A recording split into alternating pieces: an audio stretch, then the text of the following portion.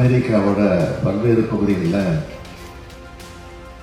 இந்திய வம்சாவளியை சேர்ந்த நீங்க வசிச்சுக்கிட்டு வரீங்க. சில பேரை நான் குறிப்பிட மறந்திருக்கலாம். இப்படி பறந்து விரிந்த அமெரிக்கா முழுமைக்கும் இந்தியர்கள் பரவி வாழ்ந்து வராங்க. பல்வேறு மொழிகளை சேர்ந்த இந்திய இன மக்கள் இருக்கீங்க.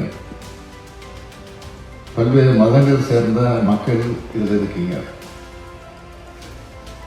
தொழில் முதலீடுகளை இயக்க நான் வந்திருந்தாலும் என் இனிய இந்திய சொந்தங்களோட முகங்களை பார்க்கவும் தான் இப்போ நான் இருந்திருக்கேன்.